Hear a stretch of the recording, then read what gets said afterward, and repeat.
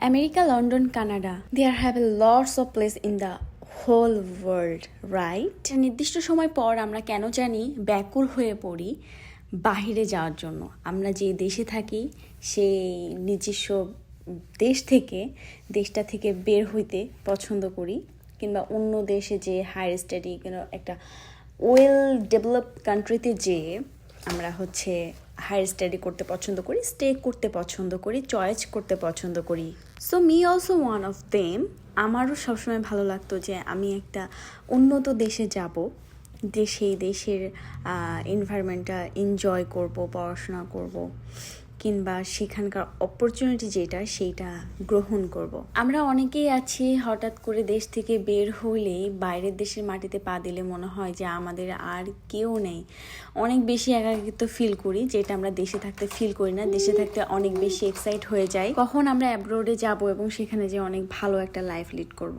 But আমরা আসার আগ মুহূর্ত পর্যন্ত জানি না যে এইখানে আসলে অনেক বেশি সাফার করতে হয়, অনেক টাইম মানে একাকিত্বে কাটাই দিতে হয়, এবং অনেক সময় অনেক কথা বলার মানুষ পর্যন্ত থাকে না আমাদের আশেপাশে।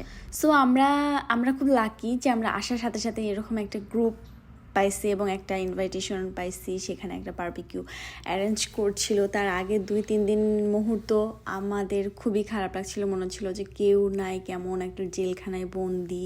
এখানে তো অনেকে জানালা দরজাও সেভাবে ওপেন করে না। আমরা একমাত্র রুম থেকে বের হলে বাইরের এনভায়রনমেন্টটা ফিল করতে পারি।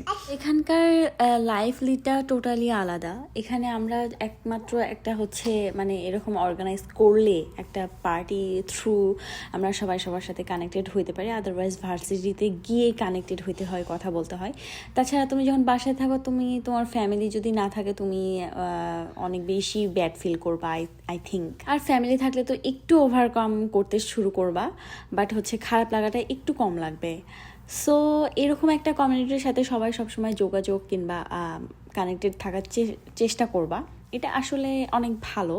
এটা তোমার মন মানসিকতাকে অনেকটা ইমপ্রুভ করে তুলবে। তুমি যে ডিপ্রেশনে চলে যেতে পারো, এই অনেক এরকম বাজে সিচুয়েশন থেকে তোমাকে বাঁচাবে। সো এই ধরনের পার্টিগুলো, এই ধরনের অ্যারেঞ্জমেন্টগুলোতে আমরা সাধারণত অনেক বেশি এঙ্গেজড হই একে অপরের সাথে।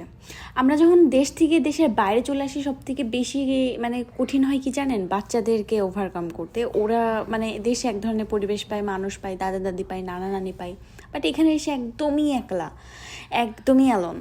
সো ওদেরকে পার্কে নিয়ে যাওয়া, ওদের মন ভালো রাখা, ওদের কান্নাকাটি টলারেট করা, ওদের মন মানসিকতাটা না আমাদের থেকেও বেশি খারাপ হয়ে যায়। ওরা কেমন জানি একটু বেশি ডিস্টার্ব ফিল করে। যখন যারা মেনলি বেবি নিয়ে দেশের বাইরে শিফট হয় বা মুভ করে, তাদের জন্য আরও বেশি ডিফিকাল্ট সিচুয়েশনটা, জার্নির সিচুয়েশনটাও ডিফিকাল্ট, প্লাস তাদের হ্যান্ডেল করাটাও ডিফিকাল্ট। ভালো লাগলে পাশে থাকবেন, সাপোর্ট করবেন।